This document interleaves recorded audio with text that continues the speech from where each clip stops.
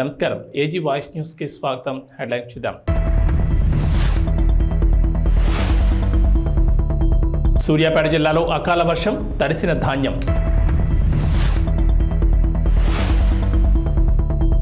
ఒంటిమిట్టలో సీతారాముల కళ్యాణం. నాతో పాటు సీఎం అయ్యే అర్హత కోమటిరెడ్డికే ఉంది. రేవంత్ రెడ్డి.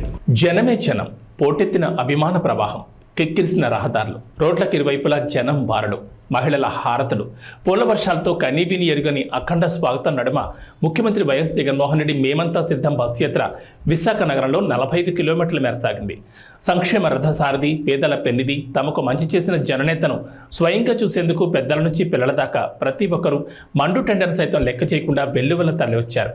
అభిమాన నేతను దగ్గర నుంచి చూడాలని, వీలైతే మాట్లాడాలని, ఒక ఫోటో తీసుకోవాలని ఉత్సాహం చూపించారు.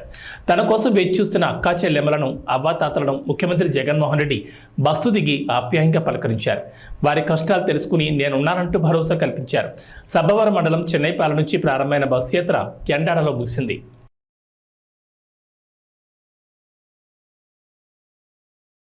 రెండు 2024 సార్వత్రిక ఎన్నికలకు సమయం దగ్గర పడుతున్న నేపథ్యంలో ఏపీలో రాజకీయాలు రోజు రోజుకి వేడెక్కుతున్నాయి. ఎన్నికల సమరం కీలక దశకు చేరిన క్రమంలో పొలిటికల్ హీట్ పీక్స్ చేరింది. సంక్షేమ పథకాలే తనను గెలిపిస్తాయని ధీమాతో ఉన్న జగన్ ఒకవైపు, జగన్ను గద్దెంచడమే లక్ష్యంగా బీజేపీతో పొత్తు పెట్టుకున్న చంద్రబాబు, పవన్ కళ్యాణ్ మరోవైపు వెరసి రాష్ట్రంలో హోరాహోరీ పోరు నెలకొంది. ఇదిలా ఉండగా మెగాస్టార్ చిరంజీవి కూటమి అభ్యర్థులకు మద్దతు ఇవ్వడం, కూటమికి ఓటేయాలని ప్రజలకు పిలుపునివ్వడం ప్రస్తుతం హాట్ టాపిక్గా మారింది. కూటమికి చిరంజీవి మద్దతు ఇవ్వడంపై వైసీపీ ప్రధాన కార్యదర్శి సజ్జల రామకృష్ణారెడ్డి స్పందించారు. ఈ అంశంపై మీడియా అడిగిన ప్రశ్నకు బదిలిస్తూ కీలక వ్యాఖ్యలు చేశారు సజ్జల. చిరంజీవి మద్దతు ఇవ్వడం తమ పార్టీకే మంచిదని, జగన్ వ్యతిరేక శక్తులన్నీ ఒకటయ్యాయని ఇప్పుడు ఒక క్లారిటీ వచ్చిందని అన్నారు.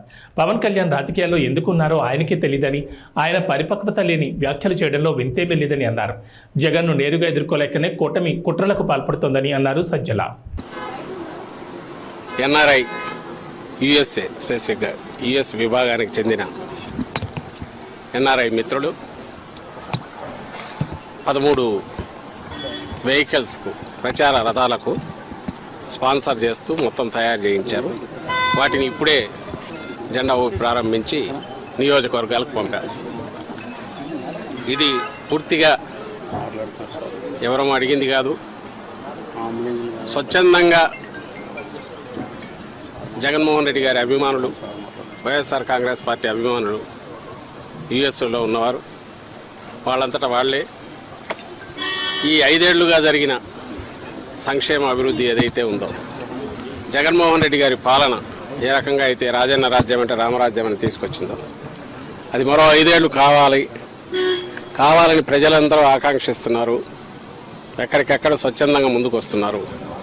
ఇందులో మా వంతు మేము కూడా పాల్గొనాలి అని వాళ్ళంతటా వాళ్ళు ముందుకొచ్చి మేము ఇలా పెట్టుకోవాలనుకుంటున్నాం, దానికి సంబంధించి ఏమైనా కోఆర్డినేట్ చేయమంటే మన చల్లామధు ఆయన టీం అందరూ కూడా దీంట్లో యాక్టివ్, క్రియాశీలకంగా వ్యవహరించి ఈ వెహికల్స్ అన్నిటికీ అవసరమైన బ్రాండింగ్ చేయించి, అలాగే ఎలక్షన్ కమిషన్ అనుమతులు అవన్నీ తీసుకొని వచ్చి ఈరోజు ఇక్కడ పెట్టారు. వాటిని ఇప్పుడే జెండా ఊపి ప్రారంభించాము. ఇది నిజంగా సంతోషించదగ్గ విషయం. ఎవరికి వాళ్ళు ఇది మా ఇంట్లో పెళ్ళి అన్నట్టు, ఎవరికి వాళ్ళు ఇది మా విజయం, జగనన్న విజయం అంటే మా విజయం అని అనుకొని ఎక్కడెక్కడ ఉన్న వాళ్ళందరూ కూడా వాళ్ళంతా వాళ్ళే ముందుకు రావడం అనేది చాలా సంతోషించదగ్గ విషయం. అండ్ ఎలా పార్టీ ఓ ప్రభంజనంలాగా వైఎస్ఆర్ కాంగ్రెస్ పార్టీ ఎలా విజయం సాధించబోతోంది, ప్రజల గుండెల్లో ఎట్లయితే స్థానం సంపాదించుకుందో, అలాగే విదేశాల్లో ఉన్న అభిమానులు కూడా మా అన్న వల్ల రాష్ట్రం బాగుపడుతుంది, మా జగనన్న వల్ల అని ఎంత గర్వంగా ఫీల్ అవుతున్నారు అన్నదంతా ఈరోజు వాళ్ళ ఈ క్రియాశీలకంగా ప్రోయాక్టివ్గా వాళ్ళు తీసుకున్న దీంట్లో రిఫ్లెక్ట్ అవుతుంది. ఇక్కడ అందులో పార్టిసిపేట్ చేసిన వాళ్ళు ఇక్కడ కూడా ఉన్నారు కొంతమంది. ఇందులో ఈ యజ్ఞంలో పార్టిసిపేట్ చేసి స్పాన్సర్ చేస్తున్న వాళ్ళలో కొంతమంది యూఎస్ఏలో ఉన్నట్టున్నారు. వాళ్ళు తమ పేర్లు చెప్పమనట్లేదు, లేదా మాకు ప్రచారం కావాలని వాళ్ళు అడగట్లేదు. మేము జగనన్న చేస్తున్న ఈ యజ్ఞంలో మేము కూడా పార్టిసిపేట్ చేయాలనుకుంటున్నాం. ఈ విజయంలో మా వంతు మేము కృషి చేసినట్టు ఉండాలి, ఇంకా ఎక్కడన్నా ఉంటే చెప్పండి అని కూడా వస్తున్నారు. వాళ్ళందరికీ నా అభినందనలు.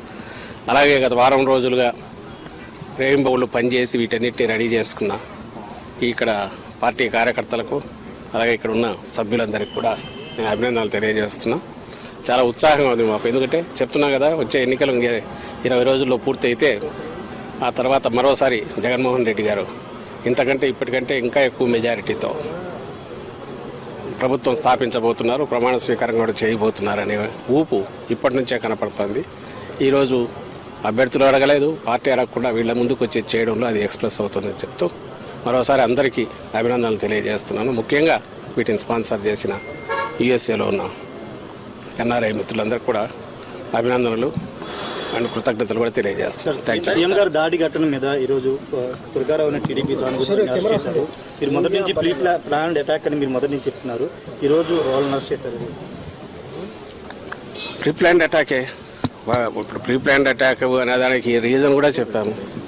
ఎందుకు చెప్పామంటే జరిగిన పద్ధతి కానీ ఆ ఫోర్స్ ఎంత ఫోర్స్ఫుల్గా వచ్చింది అనేది కానీ అది ఇద్దరికి తగిలి కూడా అంతే ఫోర్స్ఫుల్గా తగలడం అంటే ఇట్ ఈజ్ నాట్ ఎవరో ఆకతాయి చేసిందో ఊరక గాల్లోకి విసిరిందో ఇచ్చేసిందా కాదనేది అక్కడ క్లియర్గా అర్థమవుతుంది. గురిపెట్టి కొట్టారు, అదృష్టవశాత్తు తప్పింది. మా అదృష్టవశాత్తు అది తప్పింది. అక్కడికి ఈయనకు తగిలి రెండవది వెల్లంపల్లి శ్రీనివాస్ కూడా తగిలింది. ఆయన కన్నుకు తగిలింది నేరుగా. ఆయనకే అంత ఫోర్స్ఫుల్గా తగిలింది అంటే జగన్మోహన్ రెడ్డి గారికి ఇంకా ఎంత గట్టిగా తగిలి ఉంటుంది. అది కొంచెం కింద అయితే ఏమయ్యేది, ఇది మేము ఎక్స్ప్రెస్ చేసింది. మేము ఎక్స్ప్రెస్ చేయడానికి ఒక సాలిడ్ రీజన్ ఉంది. అయితే దీని మీద వాళ్ళు టీడీపీ కానీ అలాగే పవన్ కళ్యాణ్ గారికి బ్యాచ్ కానీ వీళ్ళు అంటున్న మాటలు ఇదంతా డ్రామా అని అంటున్నారు. మళ్ళీ చెప్పాము, మళ్ళీ చెప్తున్నాను. ఇదే డ్రామా వాళ్ళని ఆడమని చెప్పండి. నిజంగా దూరం నుంచి రాయి పెట్టి కొట్టించుకోమనండి ఎట్లుంటుందో. ఎవరైనా సరే అక్కడ నుంచి రాయి పెట్టి కొట్టించుకోవడము ఇంకోటి చేయడం అనేది సాధ్యమా? సెకండ్ థింగ్, ఆ కాన్స్టిట్యున్సీకి సంబంధించిన బోండావమో ఎవరో టార్గెట్గా మూవ్ అవుతున్నారు, ఆయన ఇరికించాలని చూస్తున్నారు అంటారు. ఇరికించాలని చూడడం ఇది. రేపు ఎవడైనా సరే హత్య చేసిన వాడైనా నన్ను హత్య దీంట్లో ఇరికించాలనుకుంటున్నారంటే ఎట్లా కుదురుతుంది? మేము there is a reason, valid reason to doubt. దాని మీద ఇన్వెస్టిగేషన్లో తేలినప్పుడు దీని వెనక ఏదైనా కుట్ర ఉంది, కొట్టినవాడు ఎవరు, దాని వెనక కుట్ర ఉంది. ఆ కుట్ర ఉంది నేను ఎందుకు అనుకుంటున్నామంటే అది సాహసం. ముఖ్యమంత్రి గారి మీద గురిపెట్టి ఒక వెపన్తోనో ఇంకో రకంగానో లేదా గట్టిగా తగిలే రకంగా సాహసం ఎవరు చేయగలరు? వెనక ఎవరెవరన్నా ఉండాలి, లేదా వెనక వాళ్ళు రెచ్చగొట్టిన దానివల్ల రెచ్చిపోయినా ఉండాలి. ఇందులో ఎంతవరకు ఆ వెనక ఉన్న వాళ్ళ పాత్ర ఉంది అనేది కూడా ఇన్వెస్టిగేషన్తో దాని ప్రకారం మూవ్ అవుతారు. ఇందులో ఒక నిరికించేది ఏమి ఉండదు. వాళ్ళు చేసి ఉంటే దొరుకుతారు, దొరికితే చట్టం పని తను చేసుకుపోతుంది, లేదు అనుకుంటే అక్కడికి ఆగుతుంది. కానీ ఒకటి ఖాయంగా కనపడేది ఏంటంటే ఇది ఒక పథకం ప్రకారం జరిగింది అనేది మేము ఏదన్నామో అది రుజువు అవుతుంది. అలా అనడానికి కూడా వ్యాలిడ్ రీజన్ మననే చెప్పాం. అలాగే మళ్ళీ చెప్తున్నాం, ఒకవేళ ఇది ఎవరైనా డ్రామాలు అనుకుంటే ఆ రోజు కత్తితో 19లో జరిగిందైనా ఈరోజు రాయితో తగిలిందైనా ఆ డ్రామా ఏదో వాళ్ళని ఎనాక్ట్ చేసి చూపమంటున్నాం. ఒకవేళ వాళ్లకు కావాలంటే దూరం నుంచి ఒకటి వేయించుకొని రాయి ఎక్కడ తగులుతుందో ఆ సాహసం చేయమనండి. తలకాయ ఉండేవాడు ఎవడైనా డ్రామాలు వేసేవాడు అర్థం చేయించుకుంటాడా? ఏమన్నా దానికి వాళ్ళే ఆన్సర్ ఇవ్వాలి. ఈరోజు కూడా అదే మాట్లాడుతున్నారు. వాళ్ళంతటా వాళ్ళే 2 స్టోరీలు రాస్తున్నారు. వాళ్ళంతటా వాళ్ళే మేము ముందే చెప్పినట్టుగా ఇరికించాలని చూస్తున్నారని. అది అతని రోల్ ఉంటుంది కాబట్టి దాంట్లో బయటకు వస్తుంది. రోల్ ఎందుకు ఉంటుందంటే వాళ్ళు పవర్ఫుల్, వాళ్ళ పాపకం లేని కింద ఇంకోడెవడో ఆ పని చేయలేడు కాబట్టి. సో మా స్టాండ్ అదే ఉంది, అదే రుజువు అవుతుంది ఈరోజు.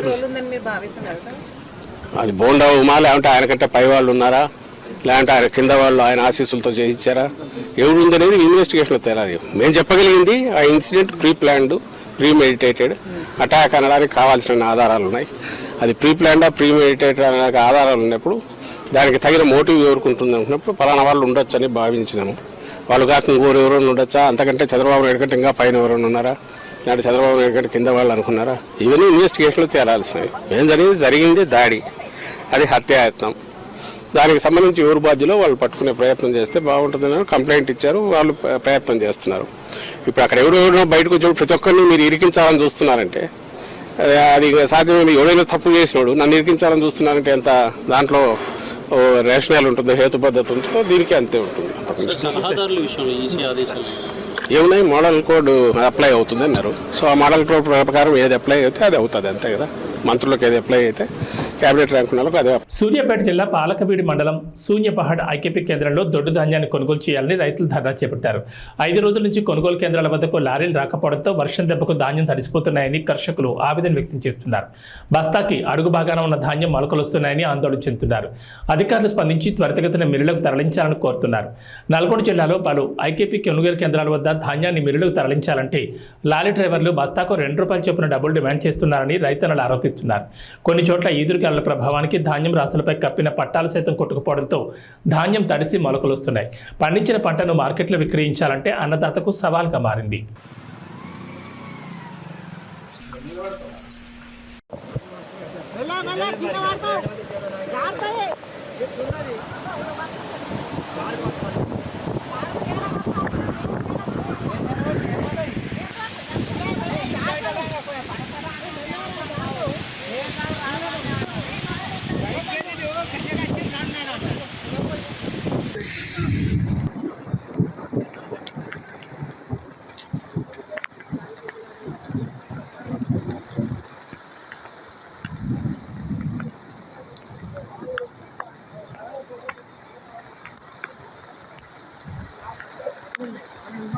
ముందైతే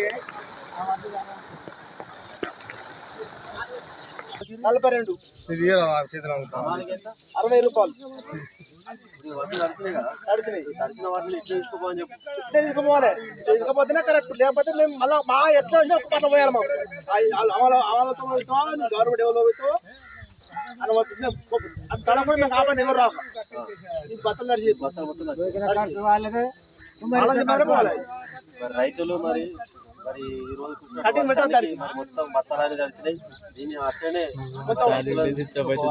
చెప్పి వారు డిమాండ్ చేస్తా ఉన్నారు. రైతులు కూడా మరి దాన్ని మళ్ళీ తీసి మళ్ళీ పోయాలంటే చాలా ఇబ్బంది అవుతుంది రైతులకు. ఇప్పుడు నైట్ వచ్చిందంటే బండి వచ్చిందంటే బండి లేచిపో.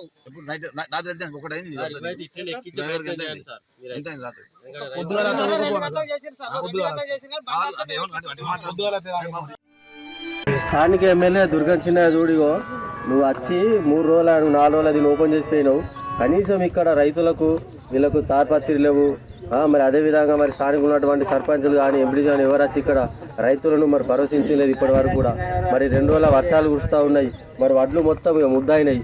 దీనికి రైతులకు మీరు నష్టపరిహారం ఎకరానికి ₹20 ఇవ్వాలని చెప్పి మేము భారతీయ జనతా పార్టీ డిమాండ్ చేస్తూ ఉన్నా. మరి అదేవిధంగా ఇంకా 3 రోజుల దాకా ఫుల్ వర్షాలు ఉన్నాయి. కనీసం ఇక్కడ ఉన్నటువంటి స్థానికులు కానీ రైతులను ఇంత ఘోరంగా మీరు చేయడం సరికాదు. మీరు వెంటనే స్పందించి ఇప్పటికైనా కూడా రైతులను మీరు ఆదుకోవాలని చెప్పి మేము డిమాండ్ చేస్తూ ఉన్నాం. మరి ఎందుకంటే ఇంకా 2-3 రోజులకు అకాల వర్షాలు బాగా ఉన్నాయి.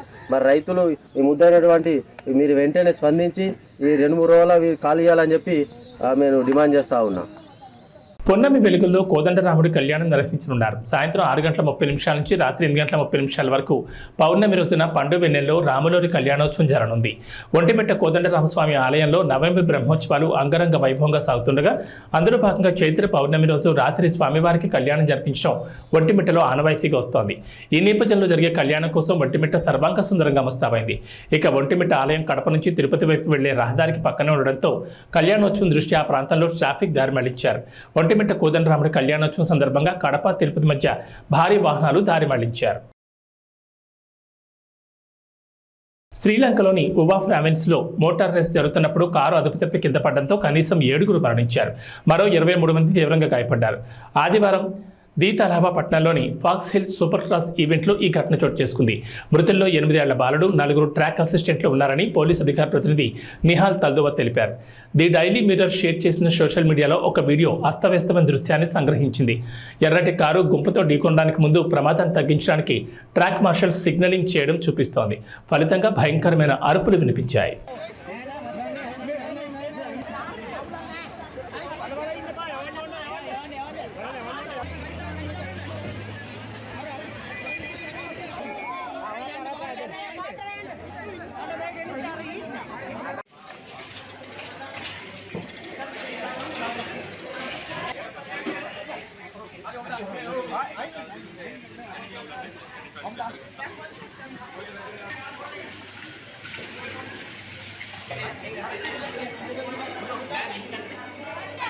కేరళలో మరోసారి బర్డ్ ఫ్లూ కేసులు నమోదు కావడం కలకలం రేపుతోంది. కేరళలోని అల్లాపుర జిల్లాలో బర్డ్ ఫ్లూ వ్యాప్తి చెందినట్లు అధికారులు గుర్తించారు.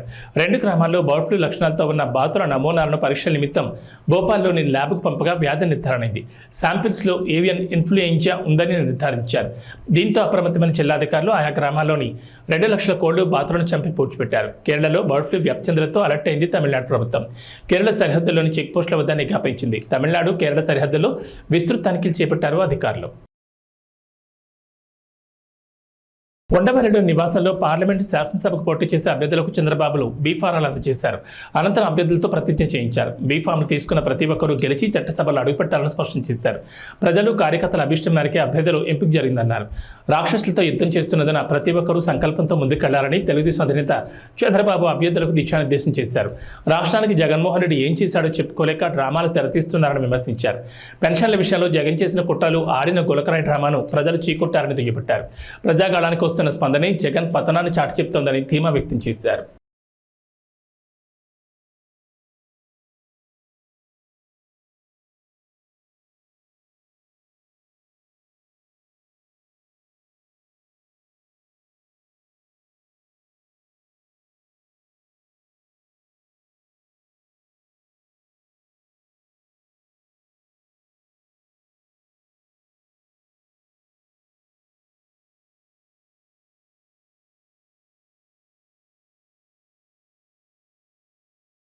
ప్రపంచం తలకిందులైన రుణమాఫీని ఆపబోమని ఆగస్టు 15 లోపు రైతులకు రుణమాఫీ చేసి తీరతామని ముఖ్యమంత్రి రేవంత్ రెడ్డి హామీ ఇచ్చారు. రుణమాఫీ పూర్తి చేసి ప్రజల రుణం తీర్చుకుంటామన్నారు. భువనగిరిలో చామల కిరణ్ కుమార్ రెడ్డికి మద్దతుగా రోడ్ షోలో కోమటిరెడ్డి సోదరులతో కలిసి పాల్గొన్న రేవంత్ రెడ్డి తర్వాత జరిగిన బహిరంగ సభలో భారత భాజపాలపై విమర్శలు గుప్పించారు. మోదీ దెబ్బకు దేశంలో ప్రజాస్వామ్య వ్యవస్థలన్నీ కుప్పకూలుతున్నాయన్న సీఎం దానికి భారత మద్దతు పలుకుతుందని మండిపడ్డారు. మోదీ వ్యవస్థలను చెరబట్టి విపక్షాలను బెదిరించేందుకు వాడుకుంటున్నారని రేవంత్ విమర్శించారు. నెల రోజులకే కాంగ్రెస్ను గద్దెదించాలని కేసీఆర్ అంటున్నారని, 10 ఏళ్లుగా తెలంగాణకు అన్యాయం చేస్తున్న మోదీని గద్దెదించాలని ఎందుకు అన్నారు లేదని ప్రశ్నించారు. రైతులకు కాంగ్రెస్ ప్రభుత్వం అండగా ఉంటుందని రేవంత్ భరోసా ఇచ్చారు. సభలో తన తర్వాత ముఖ్యమంత్రి అయ్యే అర్హత కోమటిరెడ్డి వెంకటరెడ్డికే ఉందని రేవంత్ రెడ్డి కీలక వ్యాఖ్యలు చేశారు. మిత్రులారా, మీరు ఒక్క 10 నిమిషాలు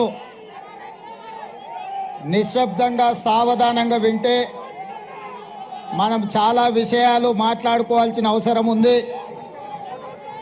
మన భువనగిరి, మన నల్గొండ జిల్లా భవిష్యత్తు ప్రణాళికలను మనం మాట్లాడుకునే నిర్ణయం తీసుకోవాల్సిన అవసరం ఉన్నది. మిత్రులారా, 15 నిమిషాలు సావధానంగా వినాల్సిందిగా మిత్రులను కోరుకుంటూ, నల్గొండ జిల్లా అన్నా, భువనగిరి ప్రాంతమన్నా సర్దారు సర్వాయి పాపన్న గౌడు మొట్టమొదట గుర్తొస్తాడు. దొడ్డి కొమరయ్య గుర్తొస్తాడు. చాకలి ఐలమ్మ గుర్తొస్తుంది. రావి నారాయణ రెడ్డి గుర్తొస్తాడు. బద్దం నరసింహారెడ్డి గుర్తొస్తాడు. మల్లు స్వరాజ్యం గుర్తొస్తుంది. ఆరుట్ల రామచంద్రారెడ్డి గుర్తొస్తాడు. ఆరుట్ల కమలాదేవి గుర్తొస్తుంది. ధర్మ భిక్షం గుర్తొస్తాడు. కొండా లక్ష్మణ్ బాపూజీ గుర్తొస్తాడు. ఆనాడు సోదరిమణి బెల్లి లలిత గుర్తొస్తుంది. భువనగిరి గడ్డ అంటే గుత్పల సంఘం పెట్టిన దొడ్డి కొమరయ్యను ఈ ప్రాంతం ఎప్పటికీ మరవదు. మిత్రులారా, ఇవాళ నేను మీతోని మనసు విప్పి మాట్లాడదలుచుకున్నా. ఈ తెలంగాణ రాష్ట్రం ఆనాడు హైదరాబాదు సంస్థానం ఆదిలాబాదు జిల్లాలో కొమరం భీం రామ్జీ గోండు జల్ జమీన్ జంగల్ అని భూమి కోసం, భుక్తి కోసం, విముక్తి కోసం వాళ్ళు మొదలుపెట్టిన పోరాటం ఈ నల్లగొండ గడ్డ మీద మా ఎర్రజెండా సోదరులు సాయుధ రైతాంగ పోరాటం మొదలుపెట్టి నిజాంల నుంచి, రజాకర్ల నుంచి హైదరాబాదు సంస్థానానికి విముక్తి కలిగించారు. ఈ గడ్డ పోరాటాలకు స్ఫూర్తి. ఈ గడ్డ బానిసతత్వానికి అడ్డంగా నిలబడి నీ బాంచం దొర అనే విధానాన్ని స్వస్తి పలికి ఈ ప్రాంతాన్ని దొరల గడీల నుంచి బంధ విముక్తుల్ని చేసింది ఈ ప్రాంతం. మరి ఇవాళ కుంభం అనిల్ రెడ్డి అధ్యక్షతన చామల కిరణ్ రెడ్డి పార్లమెంట్ నామినేషన్కి నాతో పాటు పెద్దలు కోమటిరెడ్డి వెంకటరెడ్డి గారు, కోమటిరెడ్డి రాజగోపాల్ రెడ్డి గారు, వేముల వీరేశం గారు, మందుల సామెల్ గారు, సోదరుడు మల్రెడ్డి రంగారెడ్డి గారు, కొమ్మూరు ప్రతాప్ రెడ్డి గారు, అదేవిధంగా జిల్లా పార్టీ అధ్యక్షులు, మండల పార్టీ అధ్యక్షులు, గ్రామ శాఖ అధ్యక్షులు, కాంగ్రెస్ పార్టీ కార్యకర్తలతో పాటు పెద్దలు, సిపిఐ నాయకులు, మల్లా పల్లా వెంకటరెడ్డి గారు, అదేవిధంగా చెప్తాను జర్రాగు, మీ అందరినీ ఉదయం నుంచి ఉత్సాహపరిచి మీలో ఒకటిగా ఉన్న బీర్ల ఐలయ్య గారు, కుంభం అనిల్ రెడ్డి గారు ఇంత పెద్ద కార్యక్రమాన్ని ఏర్పాటు చేసి భువనగిరి కోట కాంగ్రెస్ కంచుకోట నిరూపించినందుకు మీకందరికీ మనస్ఫూర్తిగా అభినందనలు. మిత్రులారా, ఇవాళ మీరు ఆలోచన చేయండి, పోటీలో నిలబడ్డ అభ్యర్థులు ఎవరు, వాళ్ళ గుణగణాలేంది, వాళ్ళు గతంలో ఎక్కడుండిరి, ఎట్లుండిరి, ఎన్నికల్లో గెలిస్తే వాళ్ళు చేసింది ఏంది ఒక్కసారి ఆలోచన చేయండి. 2009లో ఎట్లయితే ఆనాడు యువకుడుగా మీ అభిమాన నాయకుడిగా ఎదిగి 2009లో భువనగిరి పార్లమెంటు నుంచి మిత్రుడు రాజగోపాల్ రెడ్డి గారిని మీరు గెలిపిస్తే మీ ఆశీర్వాదం తీసుకొని మీరండగా నిలబడితే ఢిల్లీ దద్దరిల్లేలా తెలంగాణ నినాదాన్ని వినిపించి పార్లమెంటును స్తంభింపజేసి సహచర పార్లమెంటు సభ్యులందరినీ కూడా తీసుకొని 2014లో తెలంగాణ రాష్ట్రాన్ని సాధించుకొని మీ గడ్డ మీద కాలు పెట్టిండు మీ బిడ్డ కోమటిరెడ్డి రాజగోపాల్ రెడ్డి. అఫిడవిట్లో పేర్కొన్న అప్పులపై షర్మిల ఆసక్తికర వ్యాఖ్యలు చేశారు. జగన్ తనకు 82 కోట్లు అప్పిచ్చారని అఫిడవిట్లో చూపించారని, తనకు రావాల్సిన వాటాను అప్పిచ్చినట్లు చూపించడం దారుణమన్నారు. ఆస్తిలో వాటా పొందేందుకు ఆడబిడ్డకు హక్కు ఉంటుందని, కొందరు చెల్లెలకు కొత్తరు ఇచ్చి అది కూడా అప్పిచ్చినట్లు చూపిస్తారని విమర్శించారు. న్యాయ రాజధాని పేరుతో కర్నూలు ప్రజలను వంచారని ఏపీ పిసిసి అధ్యక్షురాలు వైఎస్ షర్మిల ఆగ్రహం వ్యక్తం చేశారు. న్యాయయాత్ర పర్యటనలో భాగంగా కర్నూలులో పర్యటించిన ఆమె కర్నూలును స్మార్ట్ సిటీ చేస్తామని చెప్పి కనీసం మంచినీళ్ళు కూడా ఇవ్వలేదని దుయ్యబట్టారు. వైకాపా 5 ఏళ్ల పాలనలో ఒక్క ప్రాజెక్టు సైతం పూర్తి చేయలేదని మండిపడ్డారు. గుండ్రేవల ప్రాజెక్టు పూర్తయింటే కర్నూలు వాసులకు నీళ్లు వచ్చేవని షర్మిల అన్నారు.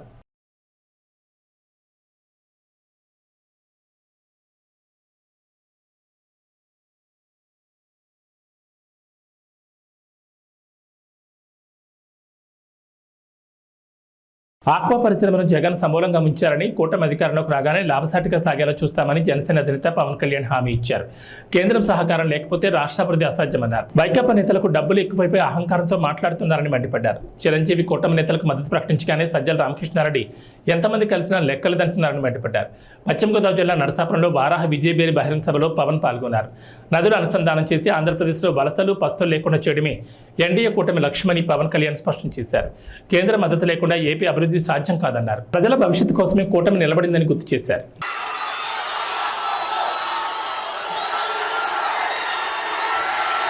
నరసాపురం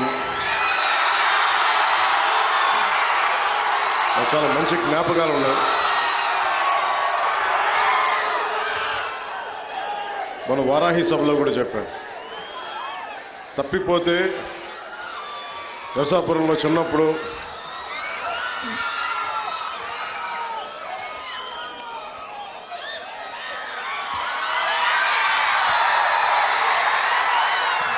ఒంగోలు నుంచి మొగల్తూరు వెళ్ళడానికి ఇక్కడ బస్ స్టాండ్లో అయితే తప్పిపోయా.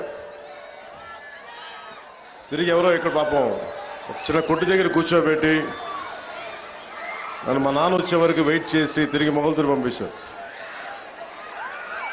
ఎప్పుడు కూడా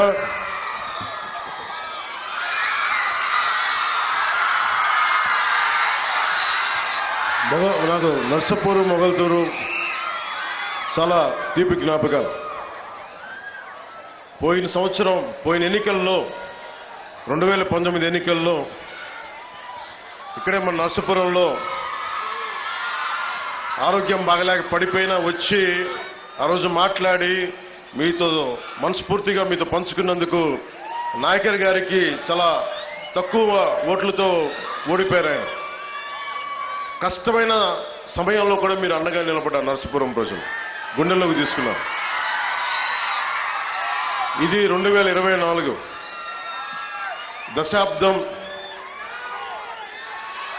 దశాబ్దం కష్టాల మధ్య పెరిగింది పార్టీ, జనసేన పార్టీ. చాలా ఒడిదుడుకులు ఎదుర్కొని వైఎస్ జగన్ లాగా మీకు తెలుసు కదా,